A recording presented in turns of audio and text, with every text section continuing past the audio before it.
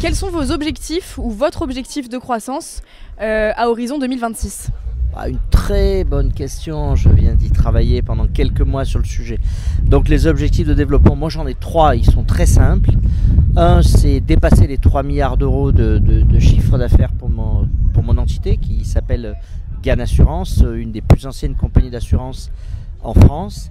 Le deuxième sujet est de réaliser dans ces 3 milliards d'euros de chiffre d'affaires, un peu plus de 3 milliards d'ailleurs, un tiers en assurance de personnes.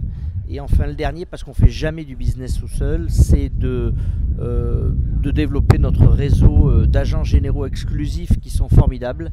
Aujourd'hui nous en avons à peu près 850 et d'arriver à peu près à 1000 agents généraux qui distribueront l'offre de Groupama.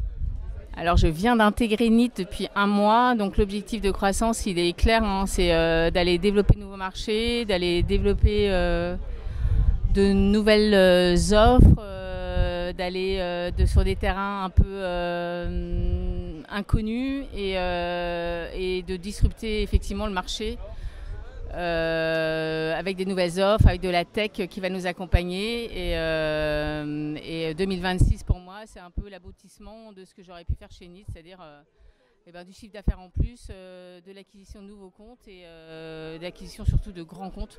C'est un peu mon objectif jusqu'à 2026. Et encore une fois, je viens juste d'arriver chez NIT, donc il me reste 1 an et demi pour accomplir tout ça. Alors, moi je suis dans un secteur qui est un peu compliqué. Donc la croissance en ce moment, elle est plutôt ralentie. On est sur un marché qui est le conseil et le recrutement de cadres. Donc on est en 2026 sur une croissance plutôt en berne. Au demeurant, ça reste pendant ces périodes-là où il faut arriver à investir et se développer. Donc si on pouvait renouer d'ici cette échéance sur des croissances à 15-20% par an, ce serait vraiment extraordinaire et c'est ce qu'il faut aller cibler.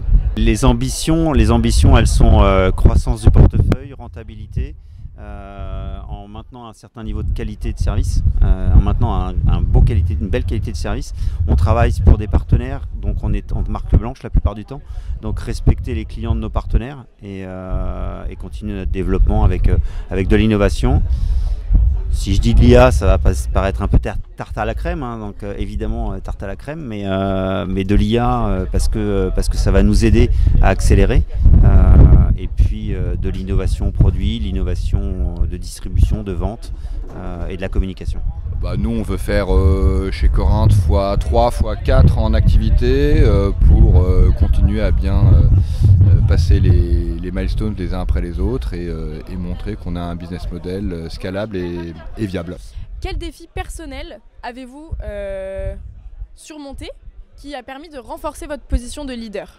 Je pense que le défi personnel en tant que leader, surtout dans ce moment où tout change tout le temps, ce qui est vrai le matin n'est plus forcément le soir, c'est de conserver la capacité de donner du sens aux équipes pour leur permettre d'agir dans la sécurité, avec sérénité.